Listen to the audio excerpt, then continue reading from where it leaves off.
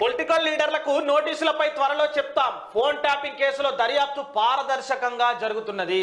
Hyderabad CP Srinivas Reddy వెల్లడి. కేసుపై తొలిసారి స్పందించిన కమిషనర్. పొలిటికల్ లీడర్లకు నోటీసులపైన త్వరలో చెప్తామని చెప్పేసి అంటారు. హైదరాబాద్ సిపి రాష్ట్ర వ్యాప్తంగా సంచలనం సృష్టించిన ఫోన్ ట్యాపింగ్ కేసుపై హైదరాబాద్ సిపి శ్రీనివాస్ రెడ్డి తొలిసారి స్పందించారు. ఈ కేసులో పొలిటికల్ లీడర్లకు నోటీసులు ఇచ్చే విషయం పైన త్వరలో వివరాలు వెల్లడిస్తామని ఆయన తెలిపారు. కేసు దర్యాప్తు పారదర్శకంగా జరుగుతున్నదని చెప్పారు. గురువారం రంజాన్ సందర్భంగా పాత బస్తీలోని మీర్ అలాం ఈద్గాలో నిర్వహించిన ప్రార్థనలకు సిపి శ్రీనివాస్ రెడ్డి హాజరయ్యారు. అనంతరం ఆయన మీడియాతో మాట్లాడారు.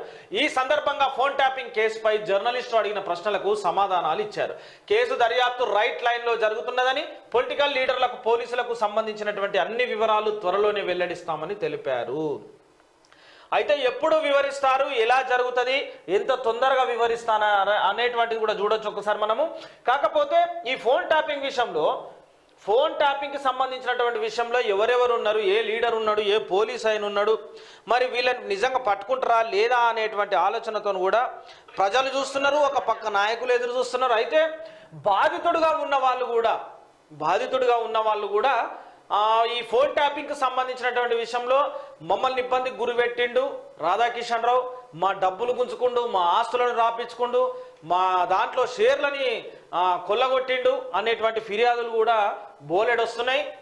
అయితే ఇదే కోణానికి సంబంధించి ఆర్ఎస్ ప్రవీణ్ కుమార్ బీఎస్పీ పార్టీని మోసం చేసిపోయిండు అని చెప్పుకుంటున్నటువంటి నాయకులందరికీ సంబంధించినటువంటి వ్యక్తి ఆర్ఎస్ ప్రవీణ్ కుమార్. మాజీ ఐపీఎస్ ఆర్ఎస్ ప్రవీణ్ కుమార్కి సంబంధించినటువంటి విషయంలో కూడా ఆయనకు సంబంధించినటువంటి మాటలను కూడా ఫోన్ ట్యాపింగ్ ద్వారా విని ఆయనని కూడా బ్లాక్మెయిల్ ద్వారా బీఆర్ఎస్ పార్టీలోకి తీసుకెళ్లేటువంటి ప్రయత్నం చేసిర్రేమో అని చెప్పి ఆయనకు సంబంధించిన సొంత తమ్ముడు ప్రసన్న కుమార్ నిన్న మనతో చెప్పడం జరిగింది.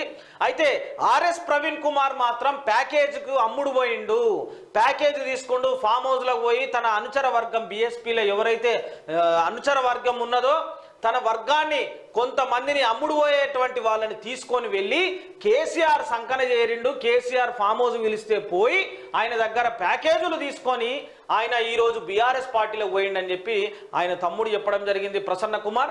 అయితే ఇది ఎంతవరకు వాస్తవము, ఎంతవరకు అవాస్తవం అనేది కూడా మనము నిన్న మాట్లాడినాము ఆయనతోని. ఈరోజు కూడా ఆయనతోని మనకు ప్రత్యేక ఇంటర్వ్యూ ఉన్నది. దాంట్లో ఆయన ఏం మాట్లాడబోతాడు ఈరోజు ప్రసన్న కుమారు ఆర్ఎస్ ప్రవీణ్ గురించి అసలు ఏం మాట్లాడబోతుండో ఈ రోజులో లైవ్లో చూద్దాం మనం ఆయనతోని.